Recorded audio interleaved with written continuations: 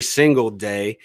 And I'm back with you with my number 2 episode already. I can't believe it. I just started this thing a couple days ago. We're already on the second episode. I have a new friend today, Austin from Campus to Canton. And if you don't know who Campus to Canton is, guys, you need to go find this brand. If you're into college football, this is the most thorough information you will ever find. Austin, how are we doing today, buddy?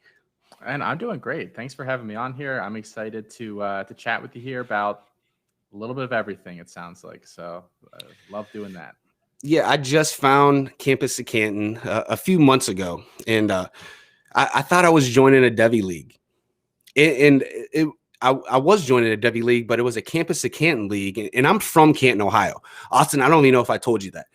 I'm born and raised in the Hall of Fame city of Canton, Ohio. And I kept asking myself, what are they talking about? Campus to Canton. And someone actually gave me the rules and regulations. And it was a league that you draft your college players, but you actually create a starting lineup with your college players and go against the rest of the league for a separate amount of the winnings. So I was like, really? And I was like, so that's so much different. So Austin, I want to pick your brain on the Campus to Canton format. Tell me how it's different from I guess a normal Devy league. Yeah, so I mean, you pretty much nailed it there. The big difference, in a Devy league, even your deepest Devy leagues, without the really extreme stuff out there, you may be doing 5 rounds, 10 rounds a year, which is nice. I mean, you're drafting a lot of guys at that point. You need to be knowledgeable. But you don't get the benefit of having some of these guys in college that bust in the NFL. So, like Tim Tebow, for instance, years ago, great in college, first round draft pick, kind of flamed out in the NFL pretty quickly. So if you drafted Tim Tebow after his freshman year, you saw no benefit unless you traded him immediately for some nice haul when he came in.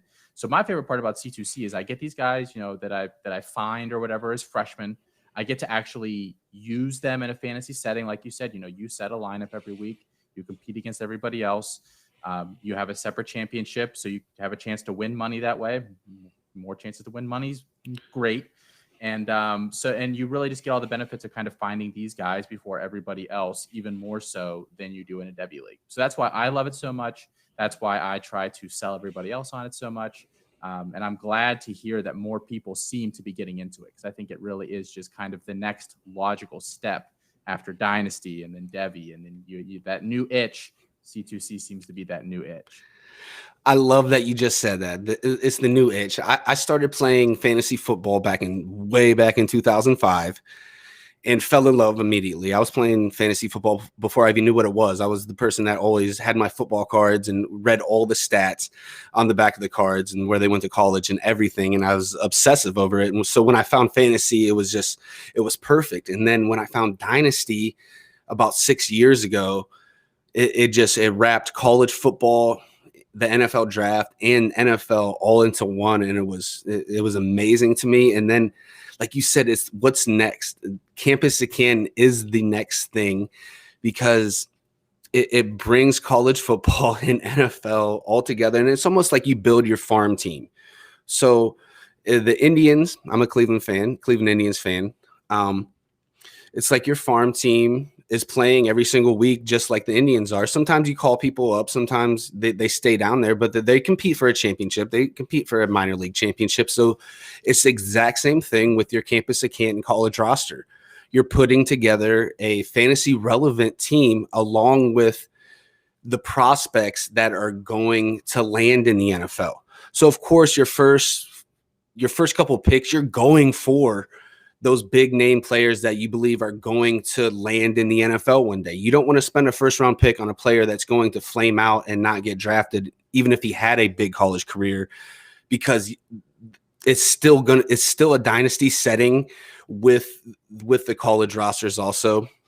So that's where it all spins around. And I love comparing it to a farm team. Like you want to build your farm team. You want your farm team to win a championship, but not as much as your regular major league team. So Campus to Canton is crazy. And the biggest difference to me is that in college, there's those players that put up ridiculous amount of stats that aren't NFL prospects.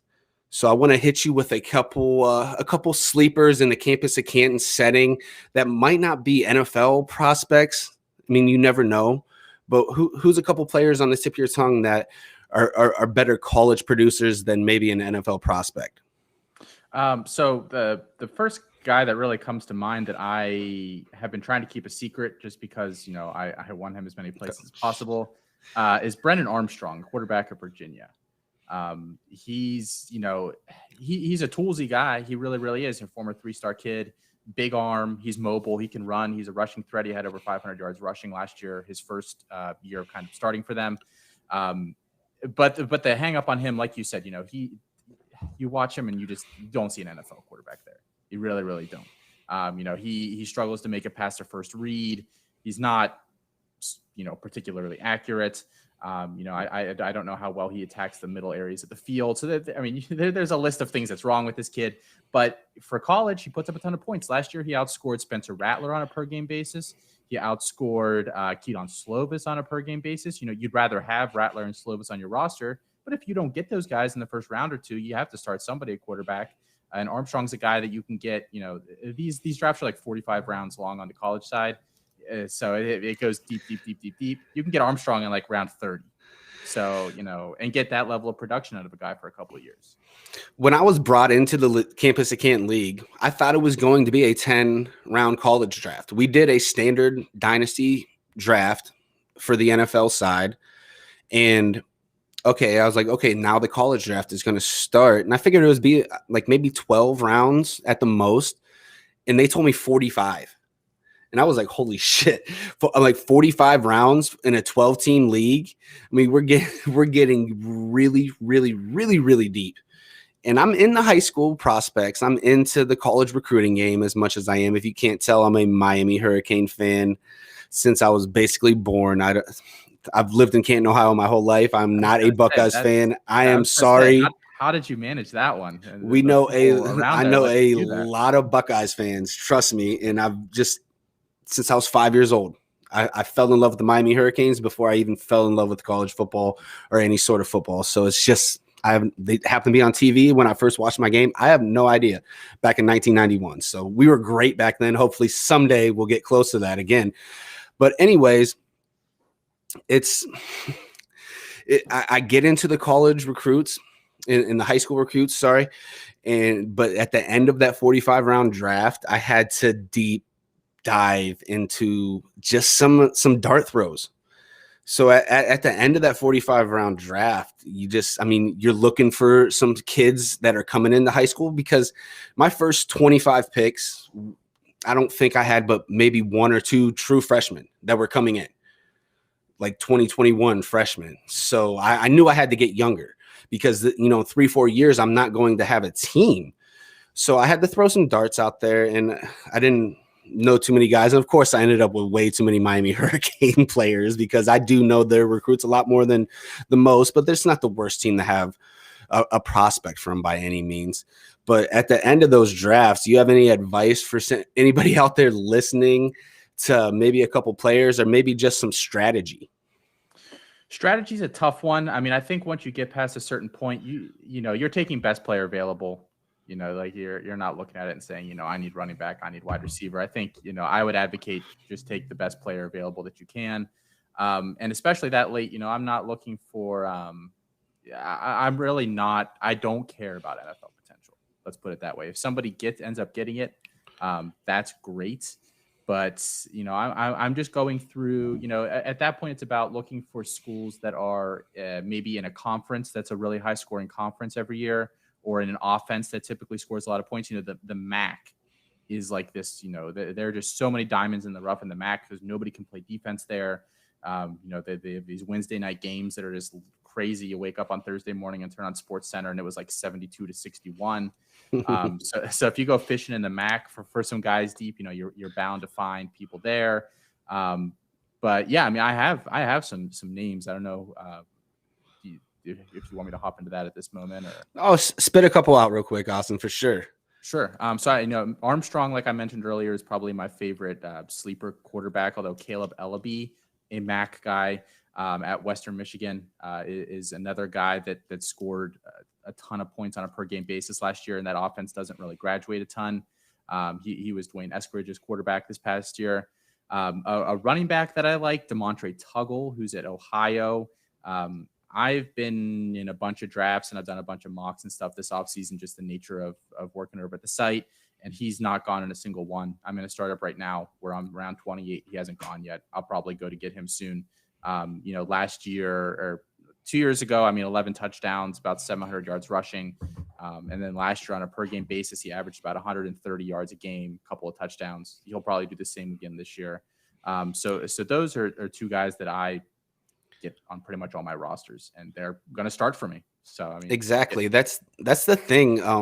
When I found the platform in the campus of Canton, you find those diamonds in the rough that are they're going to outscore some of the NFL prospects that are going to end up on your regular dynasty team. They're going to outscore them every single week because of the competition, the volume. We're talking about players in the MAC that if you're the starting running back on your team and you're productive, you're probably going to get 30 carries or 30 touches that game without a question. We've seen what Jared Patterson did last year.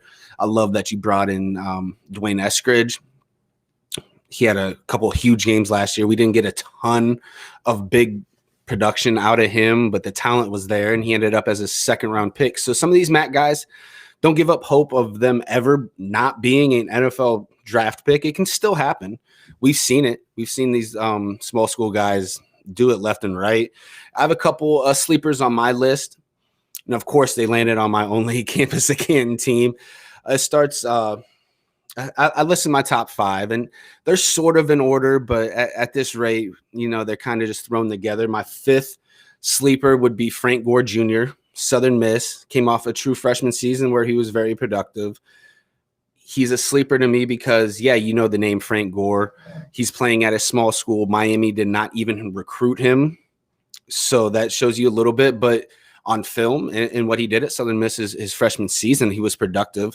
So we're talking about a true freshman. You can draft pretty late in one of these campus of Canton drafts, and he's going to play for 3 more seasons. And who knows, he could elevate himself into an NFL draft prospect, just like his dad. Jarek Broussard, he is a senior for the Colorado Buffaloes. He had an outstanding season last year. He popped out of nowhere. I did not know who he was. And I was like, whoa, who's this guy rushing, looking like Philip Lindsay at Colorado again?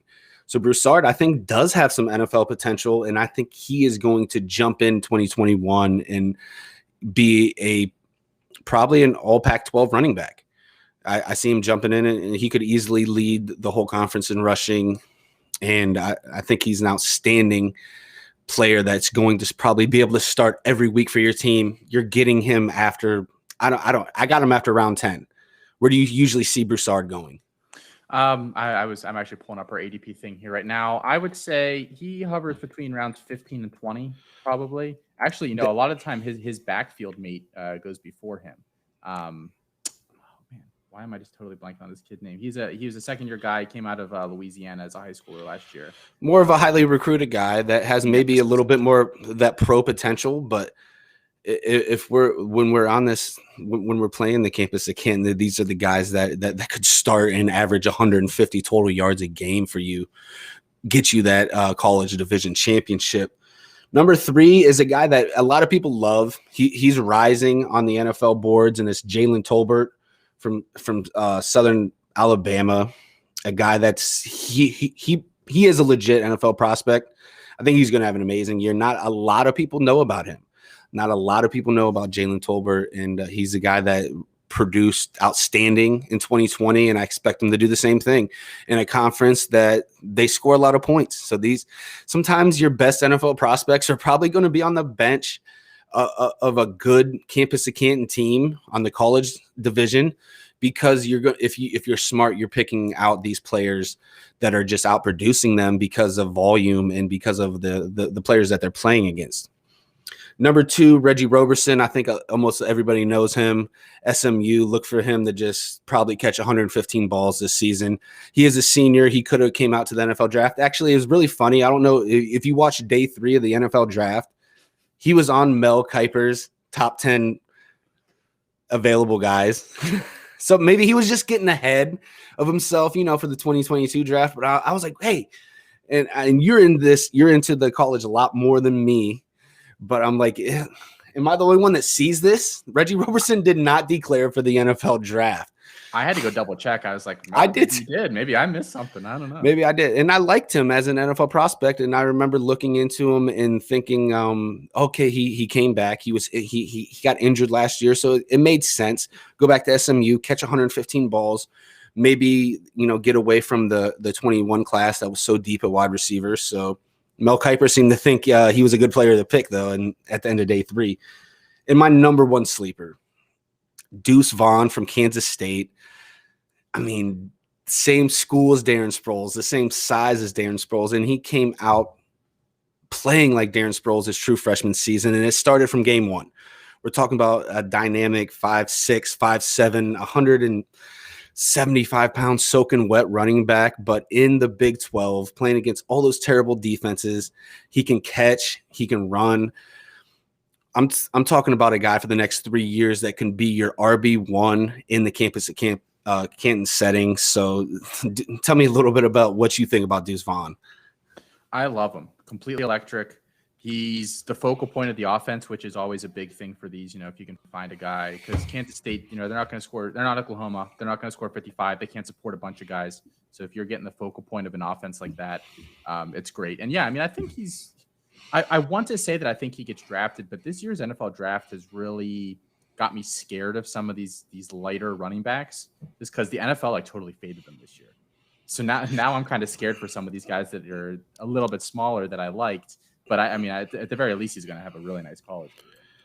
I was the biggest Javian Hawkins fan. I really was. When he weighed in at 183 at his pro day, I said, uh-oh. I thought he could have been a 3rd or 4th round pick. I wasn't surprised he lasted to day 3, but to go undrafted, Javian Hawkins, we're talking about a 2-year career that was amazing in the ACC. And he was electric, and he made a lot of really good college players that are going to go play in the NFL look very silly. Javian Hawkins is a baller, went undrafted, ends up in the perfect situation in Atlanta. And I'd be surprised if he doesn't make Atlanta's team. I really am. But we're talking about a light running back who weighed 183 pounds, is going to be a liability blocking. And he completely fell out of the draft. And we're talking about a player that had 1,500 yards rushing his freshman season.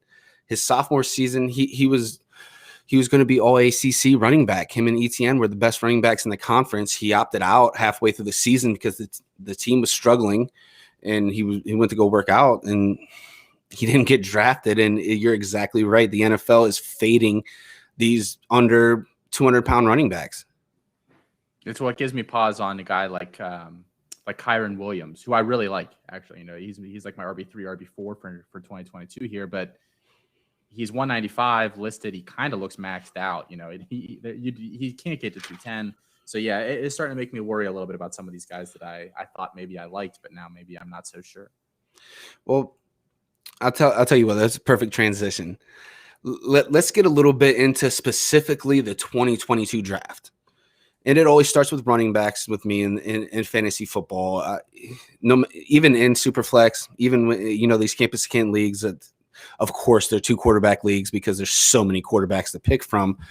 But it starts with the running backs, who is toting the rock. And this class in 2022 looks like it's going to be more deep than the 21 class, even though we had the ETN, Najee Harris, Javonte Williams. After that, it fell off. And the NFL draft proved that, because I kept telling myself I like Jamar Jefferson. I really do. I like he could land in a good spot. He 7th round pick. I really like Javian Hawkins. He went undrafted. Sermon I really didn't like. He ended up going in the 3rd round. Stevenson I really didn't like. Ended up being a 4th round pick. So it was kind of all over the place. Some of the running backs that I really liked, like Jarrett Patterson, he went undrafted also. And I think he ended up in a good spot in Washington where he could make that team and produce. So it's a little bit all over the place, but after the top 3, it fell completely off a cliff. And this 22 class looks a little bit deeper at the running back position. Who headlines it for you in this 22 draft, I guess, at the running back position? We were chatting a little bit before here, and I hope I don't spoil if this was supposed to be a surprise. But you said Isaiah Spiller's your RB1, and he's my RB1 as well. I absolutely. really love him. I'm gonna chime a little. We got a little bit of tape queued, and yeah, just tell me about what Isaiah Spiller does. That's gonna. I mean, we know he's gonna produce at the college level, but as an NFL prospect, what's his strengths? Yeah, so he's cut from the same cloth as, like the Le'Veon Bell, Joe Mixon, Najee Harris tree. That's kind of what his skill set is. A bigger guy at like 6'1", 225, good footwork for that size, very good footwork for that size. He's a really good pass catcher as well. One of the better guys in the class in that regard. As we're watching this here, he's shiftier than you would think he would be. He's physical. He's tough. He can break tackles. Not necessarily the breakaway speed. So you're looking at more of a chunk play guy as opposed to maybe a breakaway guy. But I don't mind that a ton at the position. Good ball security. There's a lot of things to like about him. But the best thing, in my opinion, is how much he improved from freshman to sophomore year. I like seeing a guy that gets better as he's there in college. And I think he took huge steps this year. Anybody just listening to the podcast that's not watching the video right now, I got some Isaiah Spiller video playing on the stream right now, and it's against Florida, a very good defense, and he had his breakout game, at least to me. I knew Isaiah Spiller, but after this game, he was a different guy for me, and I love the Le'Veon Bell comparison, a little bit taller, over 220 pounds, more shifty than he is, I guess, straight line fast. But it's a guy, he's mauling over people in this video right now.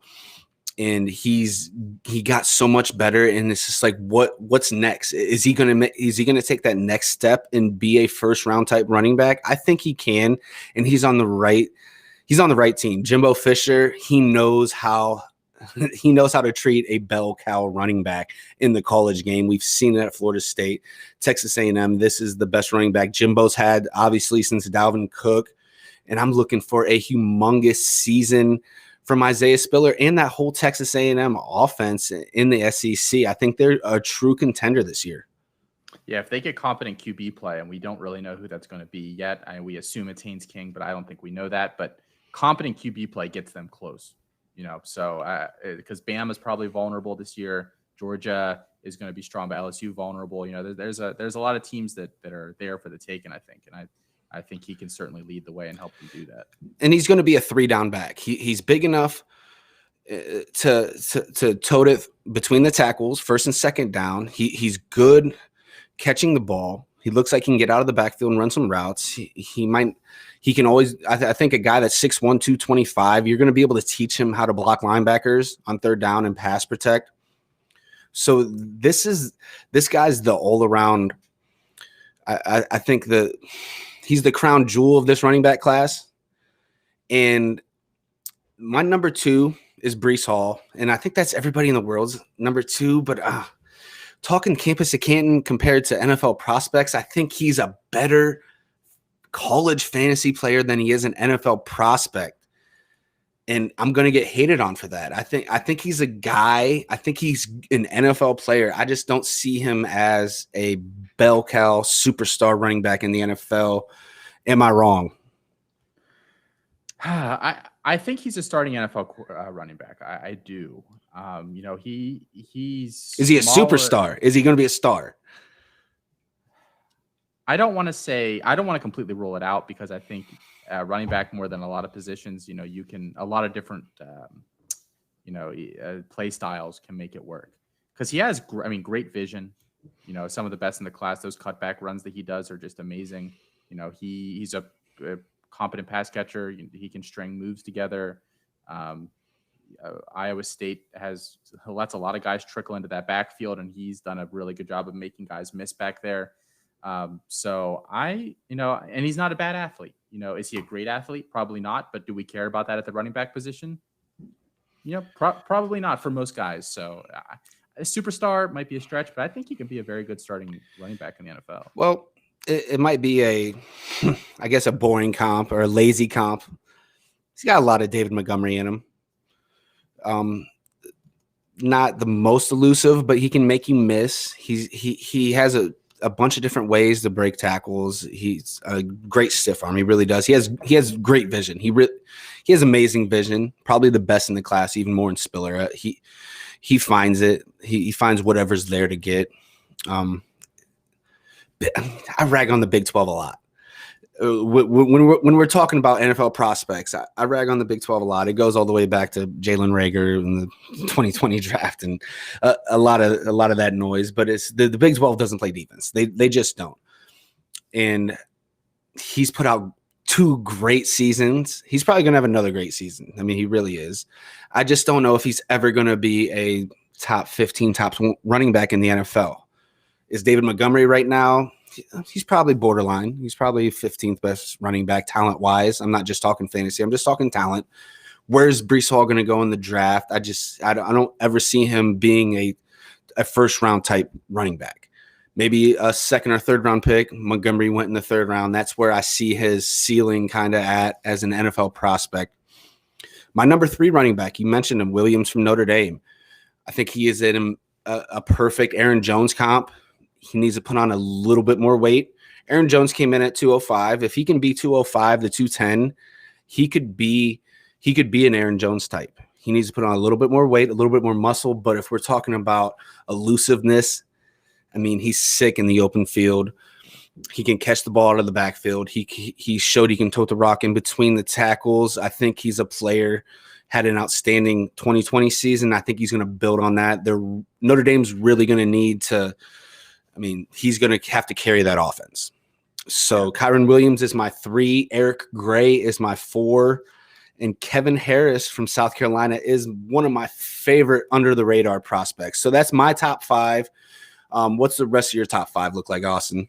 Yeah, so I have the same 1, 2, 3 as you do, actually. Spiller, Hall, Williams, and I have and Gray 4th as well.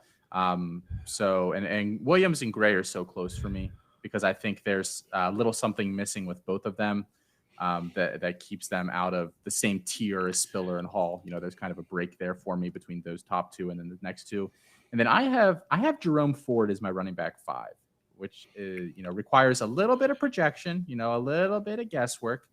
But the times that I've seen him play on a per touch basis, and against Georgia last year in that bowl game where he went for 897 and 1, I think he's a legitimate NFL guy. He's got the pedigree. He's got, I think, the size, the athletic ability, good pass catcher. I think he's really slept on, and it would not shock me if he's a day 2 guy next year. Oh, wow. Yeah, he's someone not on my top 10 radar. But this class is it's going to be deeper than 2021.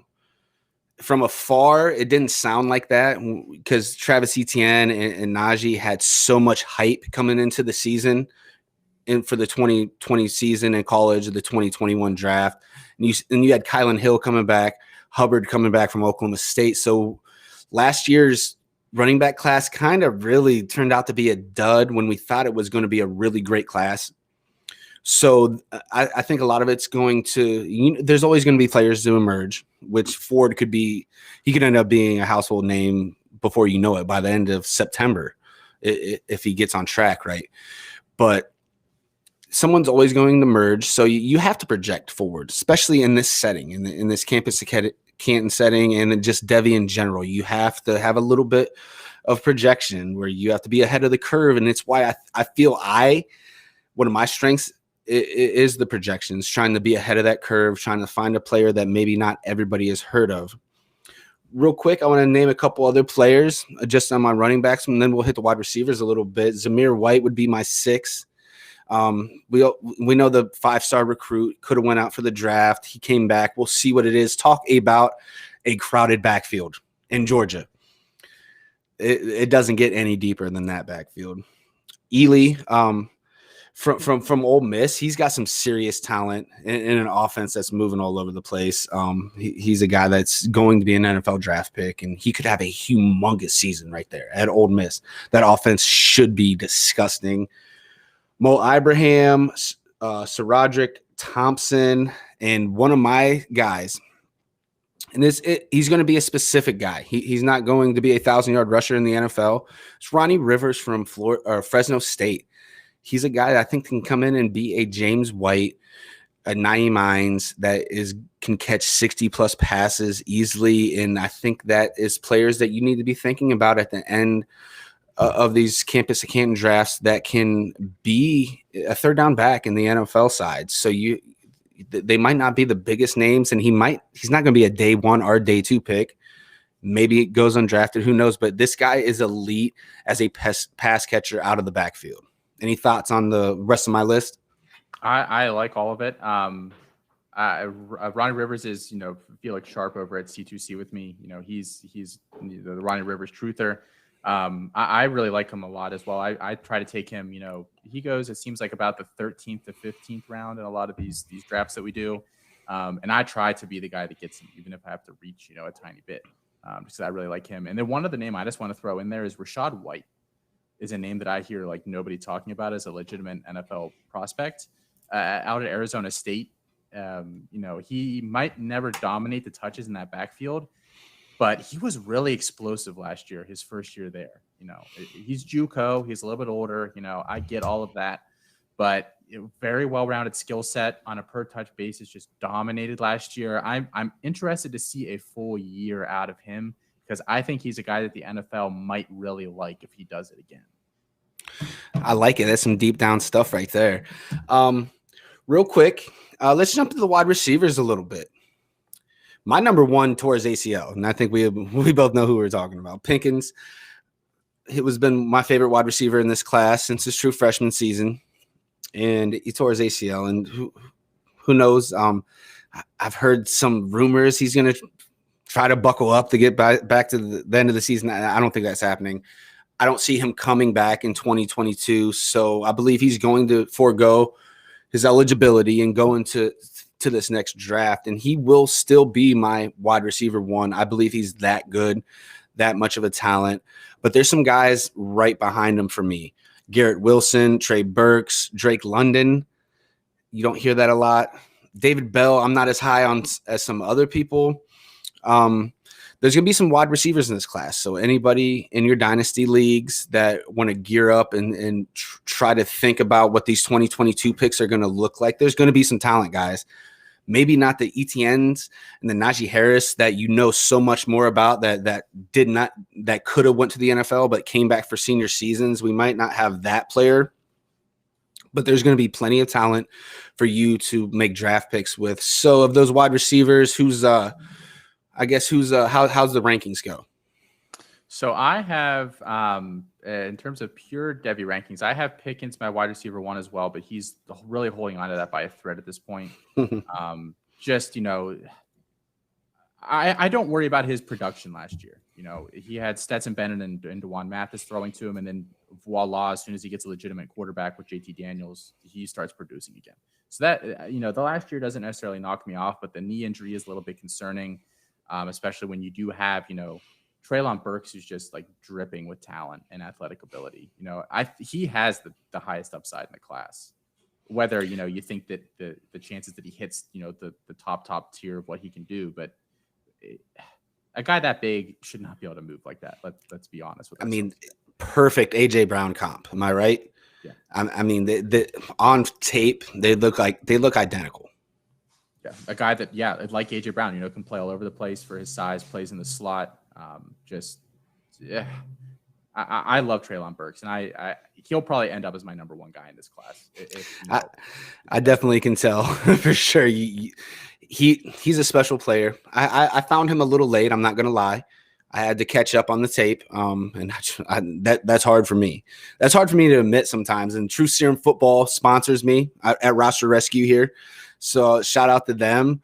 I had to take a little True Serum and be like, okay, Treylon Burks, and like, okay, damn, this guy can play. He's going to be an NFL first-round pick. I'm all behind it now. I was just a little bit late to the party, but I'll admit that. I'll take my True Serum, Joey and the boys.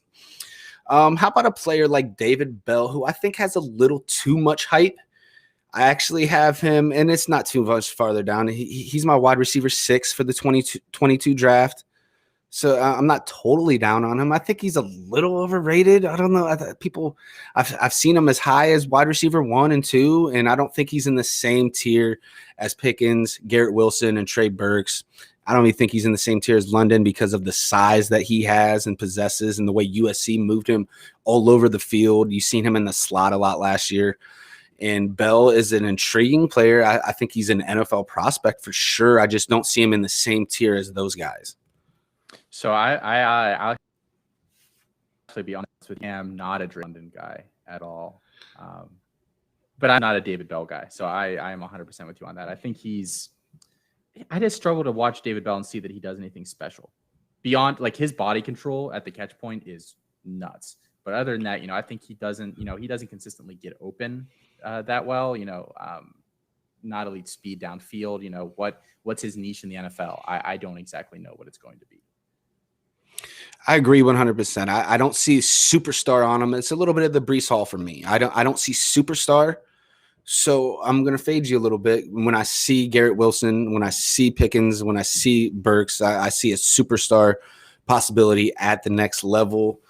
I'm going to chime in on one more guy, and then we're going to move the quarterbacks. I think the most underrated player in college football right now, any position, is Jahan Dotson from Penn State. I thought he was a legitimate second-round pick in the 2021 draft if he forgo his senior season, which he did not. He went back, which surprised me a little bit. But then I look back into it, and he did have to probably put out some more tape. The tape he put out in 2020 was amazing, especially in his Ohio State game. He made a couple of Sports Center plays, and that's when I found him. And then going through the tape, he reminds me of maybe not even a poor man's Odell Beckham. He has that same body control and the same type of speed. I think this guy can elevate his draft status this season. So maybe it was a smart idea to come back. Jahan Dotson is my most underrated player for this 2022 draft. I like that a lot, and that pains me to say because I grew up a huge Pitt fan, so I really do not like Penn State. But I agree, he definitely is. Well, that's old. That's old. That's an old rivalry. When's the last time they played? Well, no, never mind. They have been playing a little bit. That used to be before Penn State really entered the Big Ten. It was a humongous rivalry, so I can see what you mean there. So Jahan Dotson, look for him. I got him.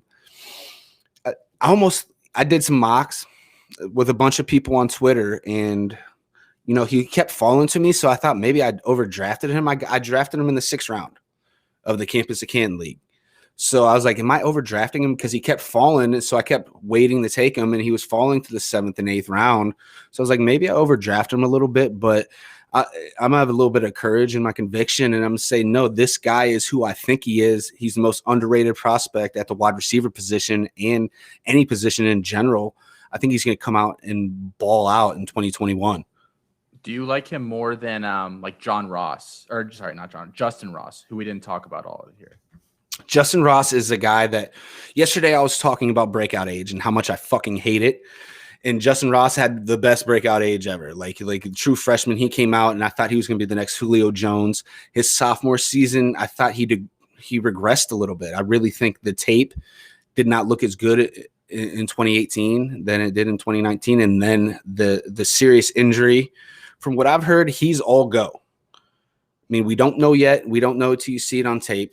But from what I know, he's all go.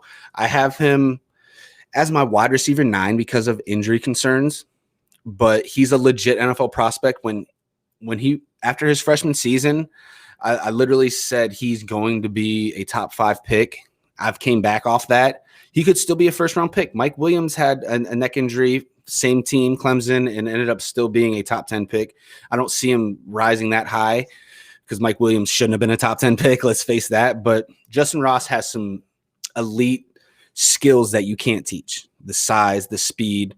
Did he lose any of his speed and his release and getting off the ball and everything like that? We're going to have to find out. But Justin Ross, I absolutely loved. I faded a little bit, and now I'm kind of here for it. I'm ready to see it. Yeah, definitely the risk reward there. You're risking a lot because you have to take him early in drafts. You have to commit a first 3 or 4 round pick on a guy that missed last season because he had a neck condition. That's a scary proposition. So briefly, I can't put together a tight end list for the 2022 draft and feel confident about it at all. Any tight ends coming out next year that you're hype on at all? Because there's not too many of them. Yeah, hype is such a strong word. But I will say we sat down with Matt Friedman from Action Network a week or so ago, and we were talking with him, and he said that he's hearing he does like his top 50 big board every year just to kind of set the tone and see what he's looking at going into the year, and he's hearing that Jalen Weidermeyer out of Texas A&M could be a first-round draft pick next year, which I think is interesting. He's not the athlete of the guys that have gone in the first round the past couple of years. I don't even think he's necessarily like a TJ Hawkinson level athlete, but he is a really good player in his own right. And he's going to be, I think, the clear tight end 1 next year. And tight end's a position. I always say tight end's the easiest position to find a training camp warrior that comes out of nowhere, a la Darren Waller. I think the combine's always the most important thing. Position is for the tight end. They know how big you are. They want to see how fast you are. You have to be special to be an elite tight end in fantasy, or land in a perfect situation with like Pat Mahomes or something like that. So tight ends are really hard to scout for me because it's usually athletic freaks that get thrown into the tight end positions. It's rarely a player that's been starting at tight end since he was a 7th grader. It's usually a wide receiver that put on some weight, or a DN that switched sides, or a basketball player that came out of nowhere and is using that skill set. So tight end's the hardest position for me to scout in fantasy. It's usually a position I usually fade. I had a huge discussion on, of course, Kyle Pitts yesterday, but it's usually I want to go find Jordan Thomas. I want to go find Darren Waller, Mark Andrews when I'm playing fantasy football. I don't want to put a ton of draft capital on my team drafting tight ends because they usually emerge late for whatever reason. It's just, like I said, it's more or less a transplant position that gets thrown in the tight end because their skill set matches. Well, if you want to talk about a guy that's like a wide receiver tight end convert, then that I think people need to be on the lookout for next year. And he's a guy that I take after round 10 in all my C2Cs. And he's going to probably lead the NCAA in receiving the position this year. And that's Cole Turner out of Nevada. If you guys aren't familiar with him, he was a wide receiver first 2 years on the roster. But they have some other guys there. They have Romeo Doubs. They have Elijah Cook. So they asked him to gain a little bit of weight. He's listed at 6'6", 240. And last year as a tight end, 50 catches, 605 yards, 9 touchdowns. Oh, at the college level, that's amazing. And this is a guy that's new to me. So, Austin, that's why you're here today, my man, from campusofcanton.com.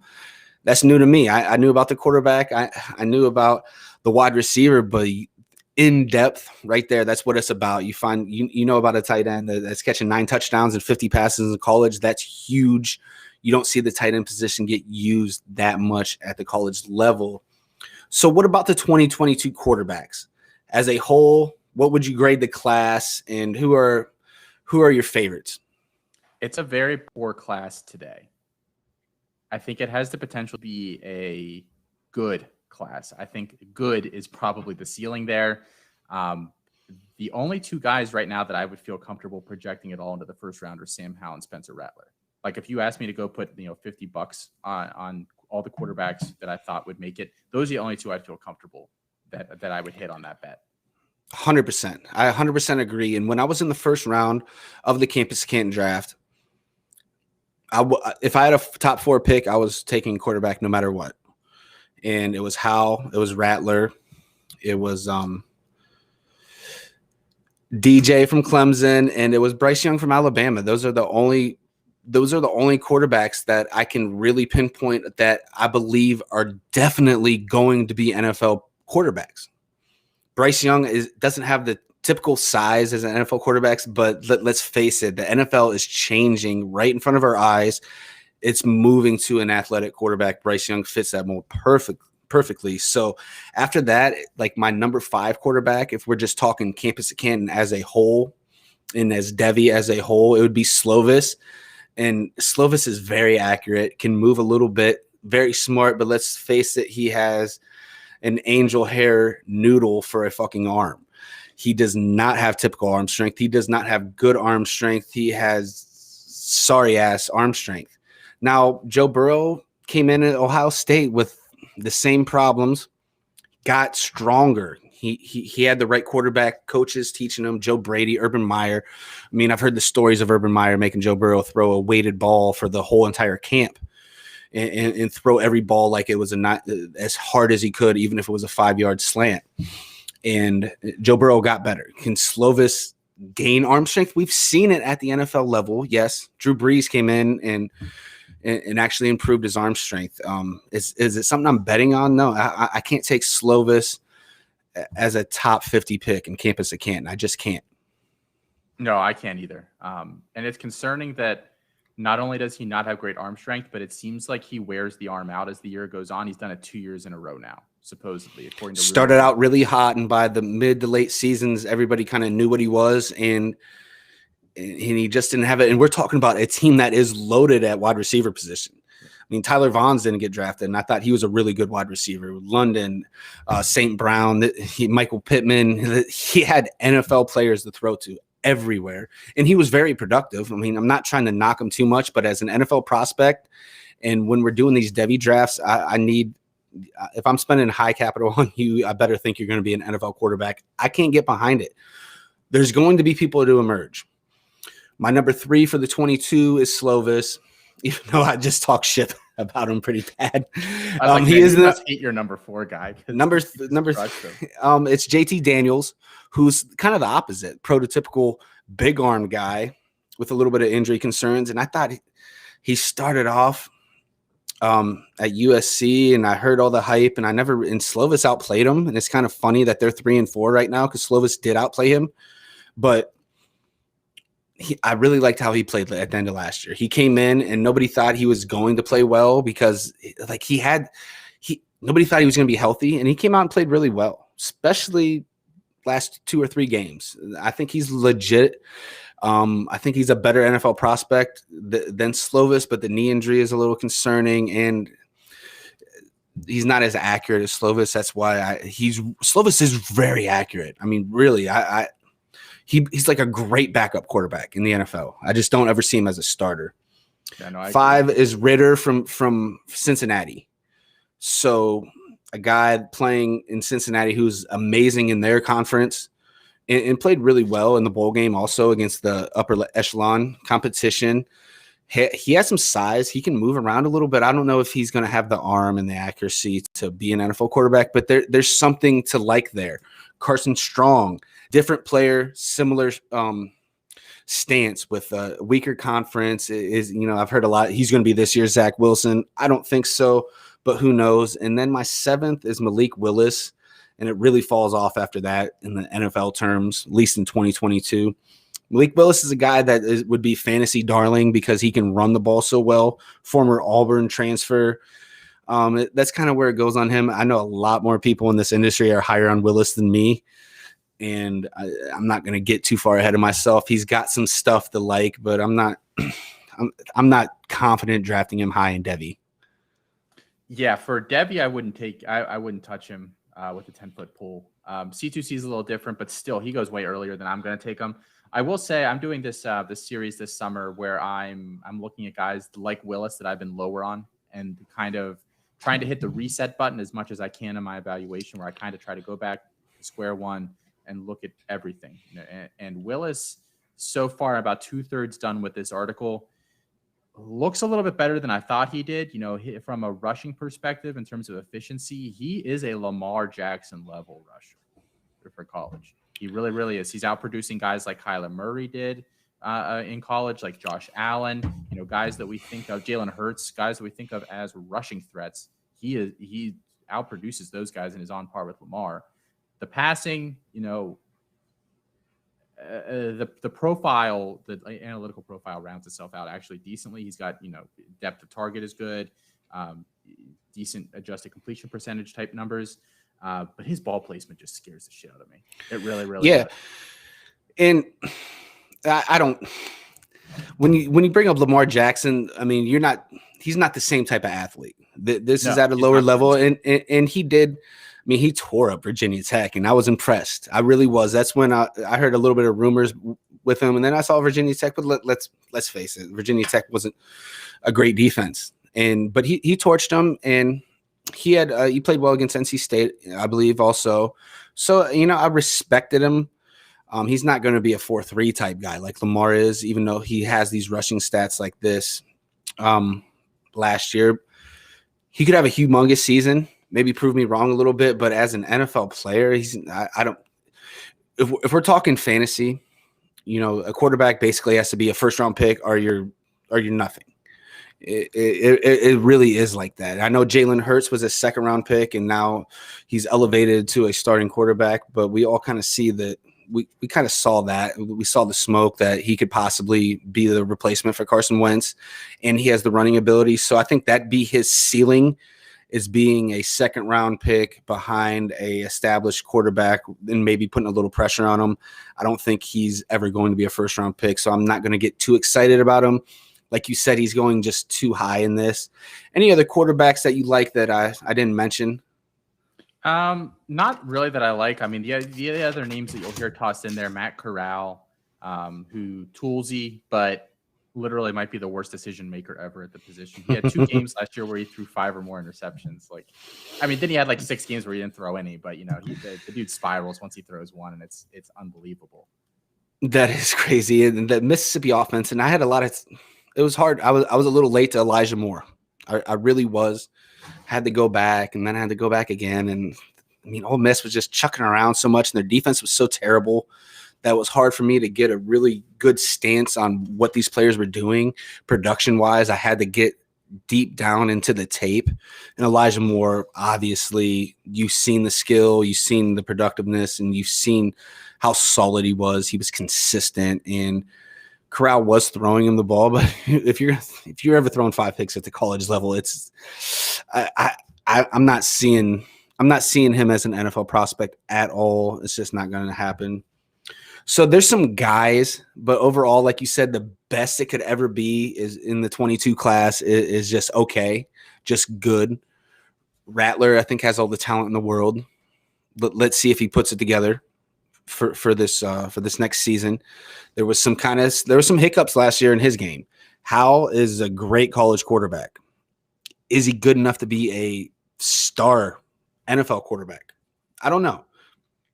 It reminds me a lot of Baker Mayfield. So take that for what it's worth. He reminds me a lot of Baker Mayfield. He can move around a little bit. He's a little chippy, a little cocky. We know how those DNs love to hit cocky quarterbacks. So he had a ton of talent. We're talking about Javonte Williams, Michael Carter, 2 NFL wide receivers on the side. They're all gone. Really good offensive line also. Most of that returns, but you're going to really see what Sam Howell is built from right now this year without the NFL prospects around him. I'm interested to see, and like I said, Miami fan, they fucking whooped us at the end of last year, so I cannot wait to get at Howell. So that's the 2022 draft. So, Austin, we're about 45 minutes in, a little bit, so I want to end this show on something that is driving me crazy. I'm so excited for the 2023 draft because of these running backs. And so we're way ahead. We just had the 2021 draft, and these kids have only played 1 season. But this draft class goes so deep at the running back position, even 2 years out. In 2018, I had a tweet out, and this is going back, and this is just my social media before I had this podcast or anything, and it was go get 2020 draft picks in Dynasty. And I was 2 years ahead. And it was after Jonathan Taylor's freshman season. It was after Cam Akers' freshman season. It was after DeAndre Swift's rookie season, so on and so forth. ETN, Najee Harris, A.J. Dillon, all those true freshmen came out and balled their freshman season, and they were 2 years out. And I played all my Dynasty teams by accumulating 2020 picks because I could get them dirt cheap. So I'm telling you guys right now, roster rescue, this is what it's about. It's about planning ahead, and you want to win championships in shark leagues, you have to be ahead of the curve. Go get 2023 draft picks. Sit on them. I'm telling you, this class is filthy. It could even be better than the 2020 class. Austin, let's hear it, man. You can tell I'm excited. Are you as excited as I am? Yes. And even if the depth never works out, even if your second round picks that year are worthless, those first round running backs are going to be gold. I love those top 3, 4, 5 guys so much that I haven't necessarily been able to go out and grab a ton of 2023 picks yet. That's my summer to-do list. So we'll see if I'll report back in like September, see how many I've snagged by then. Well, and the thing of it is, we're talking about such a deep class. How do you pick number one? But I'm gonna go ahead and cue it up. I think your number one is going to be my number one, and it's going to be any analyst number one right now. Is Bijan Robinson from Texas, Alvin Kamara, DeAndre Swift clone. What do you think about this kid? True freshman season. We're watching the bowl game here against Colorado, and I'm talking about a superstar at the next level. I've seen him go 1-1 in these Devy leagues, and people are happy to get him there. What do you think about my man? He is my 1-1 in C2C drafts because I don't feel so good about any of these quarterbacks that would make me want to take any of them over the, air quotes here, the sure thing that I think Bijan Robinson is. And, I know anything can happen here in college football, but I had him as my RB1 in all of college football basically after 3 games last year. I knew enough of him as a prospect, and I famously, Felix went on Devy Debate and just ragged on me for a whole episode, and then like 3 weeks later apologized to me because the kid's the truth. He can do everything. He can really do everything. He's dangerous as a pass catcher. 13.1 yards per reception last year, averaged 8.2 yards per carry.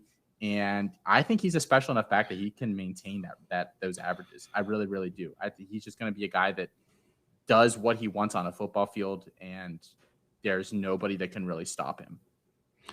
And for those who are just listening, not watching us on the stream, we just watched the highlight reel from his Colorado game. It was amazing. He ran all over these guys, and it's where I was a little bit, I guess it's hard to say I'm late on a 2023 prospect, but he wasn't my RB1 3 games in, Austin. I can't lie there, but the talent's there. They have the coach coming in, a guy that's going to run the ball. I mean, the ceiling. I mean, the ceiling is up there. I mean, I've heard him called the best running back prospect since Adrian Peterson. Is that a little inflated? It's so hard to say because, I think I have him as so I have like a special tier that's called tier 0 when I do my rankings, and it's reserved for guys that I think are just, basically day one, they step in the league. They're going to be considered an upper echelon guy at their position. Trevor Lawrence was a tier 0 guy this past year. I don't believe I had any the year before that. So, I mean, it's not very common.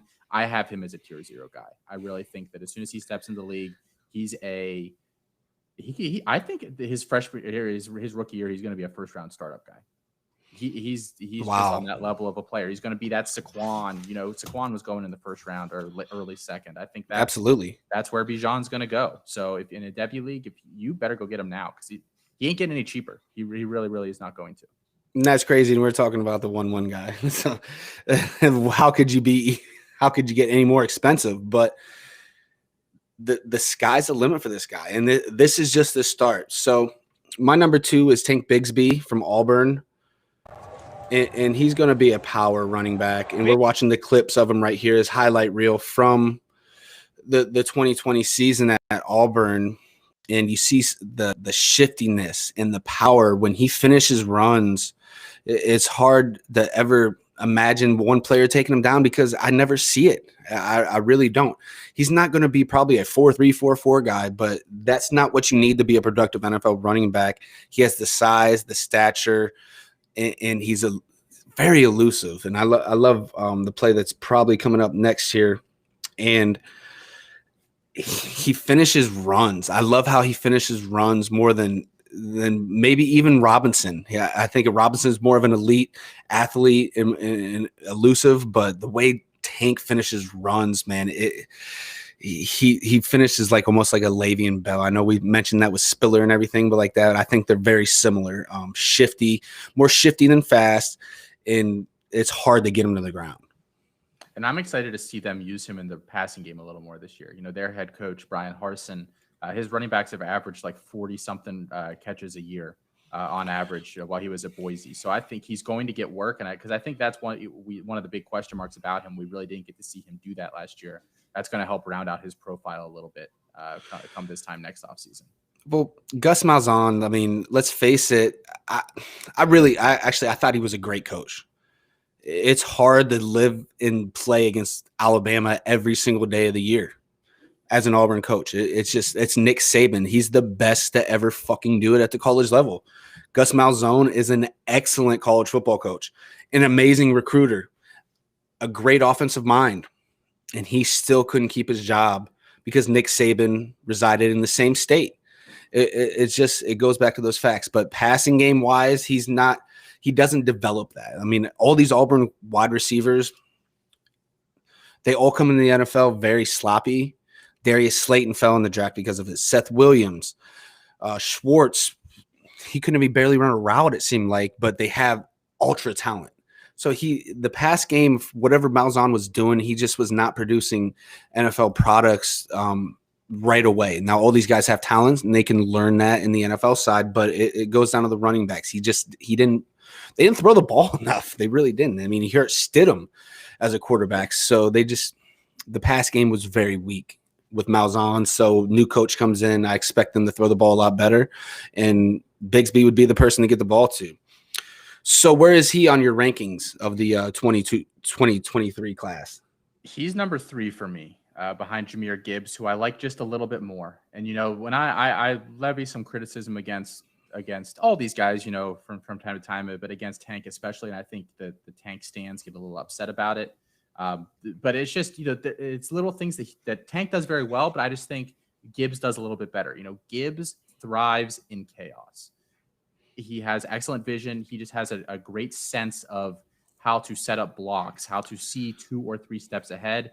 I think he's probably better than Bijan at it. He might be the best guy in college at it right now. And I think that skill set translates so well to the NFL that he's a little bit safer for me, but I also think he has a really high ceiling as well. So it puts him just above Tank Bigsby, between 2 and 3 for me. Gibbs is the sexier player. Gibbs is the supermodel, the 4.3, 4.4 Reggie Bush type athlete in the kick return game, who in the past game had a couple really big plays his true freshman season. I mean, came in a very highly recruited guy, and he showed out. I mean, Gibbs is my number 3. So we just had the 2 and 3 flip, and my number 4 guy, and I get him in every mock, so I feel like I'm probably higher than most on him. And I did get him in my C2C league in the 3rd round, and it's Chip Trainum from Akron, Ohio, from 330, baby. Let's go. We don't just produce LeBron. We got other players, and he ended up all the way at Arizona State, and we did not get much tape on him. We really didn't. But what we saw really amazed me, and I'm queuing up the USC tape right here, and this was an amazing game. This was the first game of the season for him, so he jumped out to me as for his size and the way he could move in the direction that I saw a special NFL running back that reminded me of Ezekiel Elliott. I don't know if he's as fast as Elliott. I think he can improve his speed, but I see a burst right off the line. And this dude's a legit 225, 230-pound running back who I can't wait to see what is in store for him. I might be projecting a little bit forward in a humongous talent gap of this class. Him being number 4 ahead of some other guys might be called crazy, but he's my 330 guy. I'm going to stand behind it. He's my RB4. What do you think about my boy Chip? I love Chip Trayanum. He was a top 7 or 8 guy in the class coming out last year for me. People faded him because they brought in Daniel Nada as well, who was the higher rated guy. And Trayanum, there was rumors that he was going to play linebacker because he's so big. Like there were rumors that he wasn't even going to stick at running back. But early in spring practice last year, they were like, "Yeah, this kid can ball." And I was like, okay, this is set. He was, my guy, my flag plant last year. So I will not argue with anybody that has Chip, high up rankings. I think the sky's the limit for this kid. And again, he's probably not a breakaway guy, but yeah, he's a chunk play guy, and I think that's more than fine with the burst and the way he moves at almost 230 pounds. You don't expect the guy to be extremely fast at 230. No, and we're watching the highlight tape right now, and it's a short one because they only played a handful of games in the Pac-12 last year, but you're seeing the way he can move, his lateral quickness, his agility, and the go with the power and the strength that he has. I think the ceiling on this kid is as high as almost anyone. And we're talking about the highs of the high right now. So this is the 2023 class, and I can't be more excited about it. And it's just not these guys. I'm gonna ramble off the rest of my top 10 because I already have my top 10. You could go probably 15 or 20 deep with legit NFL prospects just of the 2023 rookie class. And the next one is a guy that's in that crowded backfield of Kendall Milton. The little bit of tape I saw of him last year, I have him as a better prospect than Zamir White already. I think he's better than Zamir White. They also have James Cook there. I'm not sure what the workload's going to be for him. So a C2C player, he might not be a first-round pick, but by the time he gets that role as the bell cow, he's going to fucking tear it up for that Georgia offense. He looked a lot like Nick Chubb, and it might be another lazy comparison, but man, they have the same running style, and he has the speed to go with it. Zachary Evans would be my 6th rated running back. He was, depending on what service, he was the number 1 running back coming out. Went to TCU, surprised a lot of people. He shared that backfield a lot. We didn't really see the production, but we saw some glimpses of it. Zachary Evans is a player that has a ton of potential, and I don't think we've seen the best of him anywhere close to it. After that, Jace McKellen, someone at Alabama is going to be a star. He's my best guess, so I have to put an Alabama guy here. He's my number 7. And then I have to put a Miami guy here. There's a few of them. Don Chaney Jr., highly rated guy. Another guy like Trainum that is about 225 pounds but can move. I see him. He had a hell of a spring game. He had a hell of a spring altogether. And I'm not going to lie. I'm going to tune in a little bit harder on that than the normal people because it's my team and all. But I think he worked on his body a little bit. I think he trimmed some fat, gained some muscle, got a little quicker, got a little more elusive. And they want to use a workhorse running back there. And I think he is a more talented player than Cameron Harris. And I see him winning. I see him winning that job as the bell cow. And Harris isn't going to go away, but Don Chaney Jr. is a player that has NFL potential. I like Jalen Berger from Wisconsin, not as much as some people.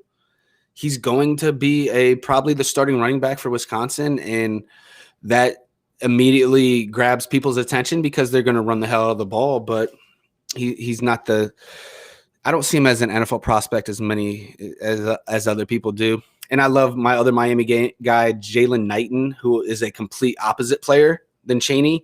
He's about 190 pounds, scat back, more in that role of Ronnie Rivers, who we talked about earlier. He's never going to be a 20 carry guy, but he's someone that can be used in the backfield as a receiver and as a runner. I see him with NFL potential because of his elite 4.4 speed. He showed out a little bit of it too. He actually had a better true freshman season than Chaney. So those are just my guys. What do you think about Chaney and Knighton's? Because I want to be a little selfish. Let's talk about some Miami guys. So I just don't have any idea what to make of that backfield. I really, really don't. In drafts, I'm comfortable just taking whichever of those 3 Miami backs falls the furthest. And I'll just hope that they break out. You think it's going to be Chaney, though? You think that's his backfield this year? Man, if you caught any of the spring game, he looked quicker. He looked faster. We knew he had the power. The vision, I think he can be worked on, but the power and the elusiveness and the quickness that he gained, I just see him being that guy. And maybe I'm hoping a little bit. He's wearing number 2. And I'm just hoping he turns into Willis McGahee. But I think he's going to be the guy. Knighton has a role no matter what. He's going to be the pass catcher, the kick returner, the more quicker, elusive guy. Cameron Harris and Chaney kind of match each other, and I see Chaney as just a tier up of talent. Interesting. Do you think, because this is the other kind of reason why I just take the one that's cheapest, Does De'Aaron King hurt their upside, at least as college producers? Because of his running ability? I don't know. Yeah. I can't say so because they had plenty of opportunities last year. It was more or less the split of the production of the carries and of just the touches. I don't think King hurts it so much. And then coming off a knee injury, how much are they going to want to put him out there? I mean, he got hurt in January. He had a surgery. I mean, we're talking less than 9 months before they play. Guess who? Alabama. Week 1, 3:30. Yeah, I'm not ready or anything. So I don't know if he's going to hurt it. He opens it up. I mean, let's talk. Miami hasn't had a competent quarterback in 15 years. So De'Aaron King's not hurting anybody there. We needed the quarterback play. If anything, if the wide receivers could get it together and actually not drop every other pass, maybe that might help the running backs get some more red zone production. But I don't think it hurts it. But, you know, in between the 20s, De'Aaron King wasn't as much of a runner, so maybe the touchdown production, but I'd have to check the stats on how many touchdowns he ran for last year. It wasn't that many. He wanted to sit back and throw the ball, so I'm not too worried about De'Aaron King. And after the knee injury, I don't know how much they're going to want to put him out there. Yeah. I mean, people are making dangerous assumptions with him being ready for, full speed for week 1. It's a scary proposition, especially against Bama. If they were playing Southern Alabama, or you'd feel a little bit better about it. And it's against Alabama, and it's in a dome, and we got 2 highly rated guys behind him that looked both good in the spring game, and he was actually coaching and calling plays in the fourth quarter. De'Aaron King, talk about a future NFL offensive coordinator and possible head coach. De'Aaron King, write it down now. If he makes it to the NFL and maybe has a small career or whatever, he'll do it. But once he's out, once he's not playing anymore, De'Aaron King will be a coach. I promise you that. He actually called plays in the spring game. And Garcia looked good. Tyler Van Dyke good. We have some talent there at the quarterback position. So I don't want to throw either of the freshman quarterbacks out there against Alabama. But if King's not ready, I can't see how he's 100%. Less than 9 months on a torn ACL. So it was really sad. It was the day before he announced he was returning for his actual 6th year.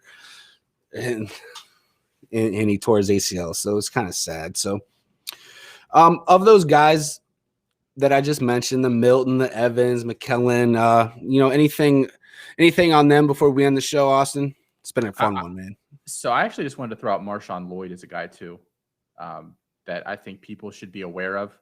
Was thought of in the same breath as Gibbs and Milton and some of these guys, McClellan. I think those guys were all kind of in the same tier last year. Tore his ACL in the spring, or I guess preseason. I don't know. Either way, he missed the whole year. And Kevin Harris obviously, took over. I'm not saying he's going to take over that backfield or anything this year. I actually think the opposite. I think they bring him along slowly, but just a guy to keep in mind, especially, if you're in a league where, people aren't necessarily paying as close of attention to those kinds of things. You might be able to sneak him in a little later and get a future NFL guy there. The talent's there, and I've seen him go very high in some of these drafts and some of these mocks. So he's someone you have to go back to the high school tape. That's when it gets that's when it gets sketchy for me. He's not going to make my top 10, but it's not because of the talent. It's because of I just haven't seen it at that level. He has the talent, but we've seen this left and right. Trey Sanders was supposed to be the top echelon guy. It never really happened. Emory from LSU, 5-star recruit, never turned into the NFL prospect everybody thought he was going to be. So for these high school guys, I do have to see it. I'm probably a lot lower on Henderson than most people at Ohio State, because even though he's the 5-star guy and he's going to Ohio State and they're going to have a great offense, I still have to see it. I still have to see you play against this competition week in, week out for me to make my judgment. But once you see it, like you said with Robinson, once you see it at the level, okay, that guy's it. That guy's it. He can do it. It didn't take me long. It doesn't take you long to see the skill, but you have to see it at the college level speed against college type players and NFL type players in these big conferences for me to really, plant my flag on them. But once you know it, you know it. mean, Robinson, you said in the third game, it took me a little bit longer, but once you've seen this guy run and you're like, wait, he's only 18 years old, 19 years old. He's a true freshman. You're like, all right, this guy's it right now. It's kind of with Milton, like at Georgia. I didn't know much about him. And he came in and I saw a couple runs and then I started to look into him. And then I caught some of the high school tape, which you probably already watched because that's why you're Campus at Canton, because you're on top of those things. But I had to do a little research on him. And I was like, wow, at this size, this guy can really move. And I'm talking about the strongest lower body I've seen in a very long time. The strength of Milton is that's why he reminds me so much of Chubb. But so this has been an amazing episode with Austin, campustocanton.com. My man, thank you so much for coming on Roster Rescue. I hope everybody enjoyed it. We went a little bit over, guys. I'm sorry. When we're talking about this amazing information and everything like that, we get to talking. And thank you so much, Austin, for coming on. You have any final words? No, just thanks for having me on, and good luck with everything here, man. I mean, firing up the new pod. I hope that everything goes well here for you. Thanks, Austin. Like I said, find him at campustocanton.com, at Devy Dietz. I'm telling you, Campus at Canton and Devy is going to get big, guys. If you're not in the league yet, try it. It's addictive. You'll be in 5 of them before the college football season starts. I'm serious. And if you are in a Devy league or a C2C league, you better be following Campus at Canton because nobody's doing it better. Nobody's doing it better. I promise you. When you're bringing up names I don't know, nobody's doing it better than you. So, Austin, thank you so much. It's been an amazing show. Hope you have a great day, man. Thanks. You too, man.